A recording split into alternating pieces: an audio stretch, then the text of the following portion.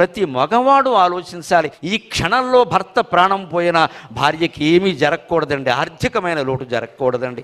అది బాధ్యత వహించాలి. భర్త అంటే బాధ్యత, లవ్ అంటే రెస్పాన్సిబిలిటీ. అస్తమాను భార్య దగ్గర కూర్చొని నువ్వు అందంగా ఉన్నావు, అడ్డంగా ఉన్నావు అని ఎదవ పోగొడతారు. ఆడాళ్ళు కూడా దీనికే పడిపోతారు. దిక్కుమాలిన దరిద్రం. ఇక్కడ అందంగా ఉన్నావు అనగా నా పేరు ఏం పెట్టామని అడగాలి వెంటనే. ఎవరికి కావాలి ఈ అందం బోడి? ఎవడి పేరే పెట్టాడు, తగలబెట్టేస్తాడు. పైగా తిన్నగా ఉండడండి, సన్నాసి ఒకడు ఉంటాడు. వాడు అప్పు చేస్తే వీడు హామీ సంతకం పెడతాడు. ఇదో దరిద్రం ఇది. మా ఫ్రెండ్ అయితే 10,000 దాటి దానం చేసినా అప్పు చేసినా భార్యకి భర్త, భర్తకి భార్య చెప్పవలసిందే. అది భారతీయ ధర్మశాస్త్రం చెప్పిన మాట.